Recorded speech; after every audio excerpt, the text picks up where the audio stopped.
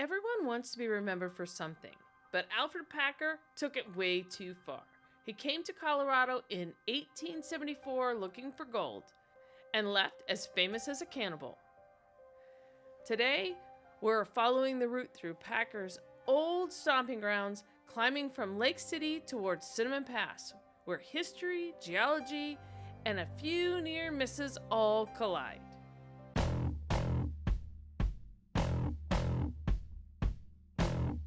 Okay, we are here at Lake San Cristobal, and no trip in the Alpine Loop is complete without talking about Alfred Packer.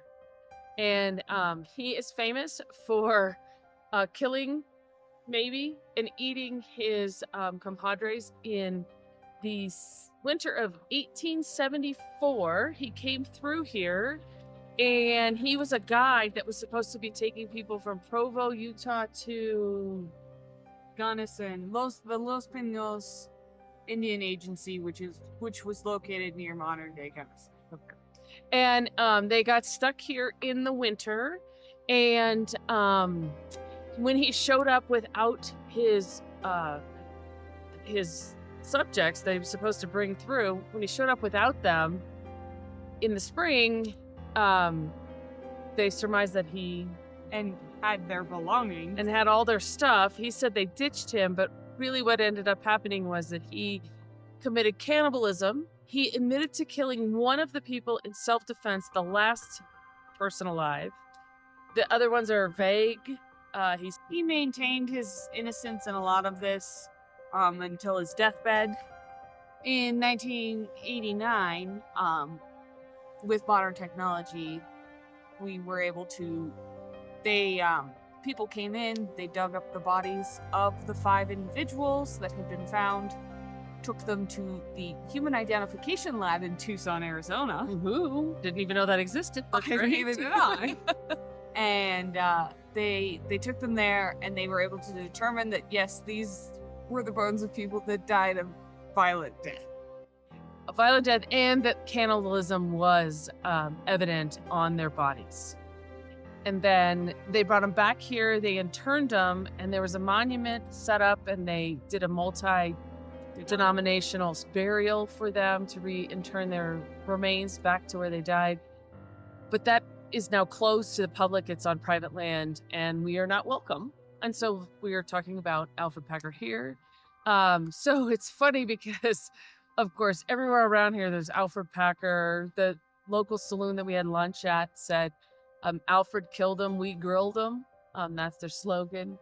So I've decided, I was joking, if you want to get famous, then you commit cannibalism.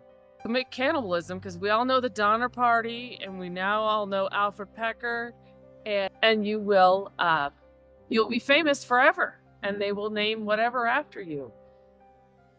If that's the case, I don't want to be your friend, and I certainly don't want to go on any winter journeys.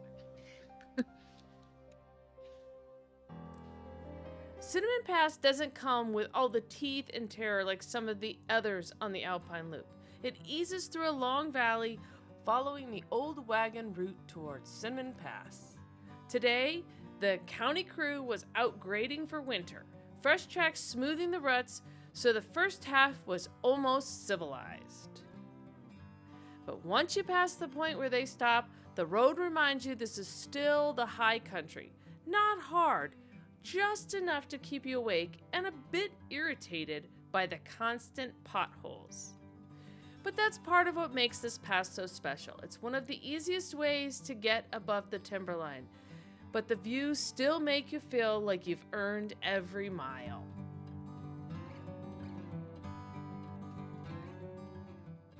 San Juan's, being tall mountains, very tall mountains, in the last ice age, had glaciers on them. But not only did they have glaciers, they would have had ice sheets, which are basically the source of glaciers a lot of the times, on top of everything. Big, thick layers of ice. You're getting half a mile to a mile thick glaciers in the San Juans. And how we know there were glaciers here, there's a couple of ways we know. One, the shape of the valleys is a big clue. A water-carved valley is going to be V-shaped because the river is in the bottom of it, slowly carving away from a singular point. A glacier is a big, very slow-moving chunk of ice. It creates the U-shaped valleys that you see up here. Another way we know is we can see scratches on the rocks from the glaciers. They're dragging along little tiny rocks and other things underneath them as they're pulling it along. They're gonna create scratches in the rocks. You can see here in this rock, these horizontal scratches. Those are glacier scratches. Because you have to have something pretty thick, pretty hard and heavy to create scratches like that. So evenly and hard. Wow. Right here. And the third way we know is things like finding large chunks of granite in Lake City, where the closest place that has any exposures of granite like that are, miles and miles way up in American Basin. And how would they have moved from there to there? On top of a glacier.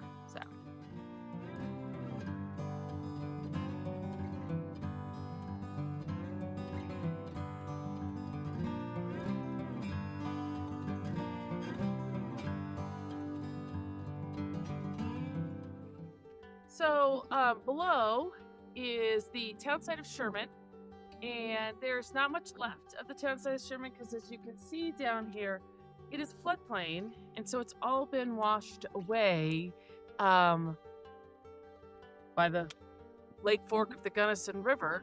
Sherman started with silver and big dreams.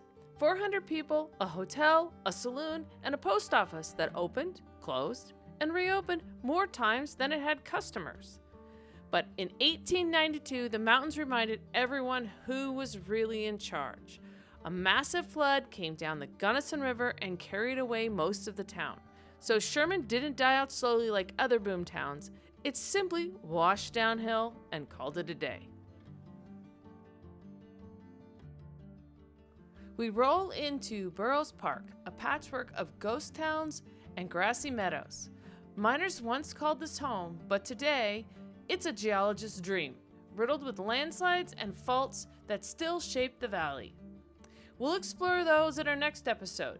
Then we will climb the rest of the way to Cinnamon Pass, camp in American Basin, and discover what hot sauce, glaciers, and geology all have in common.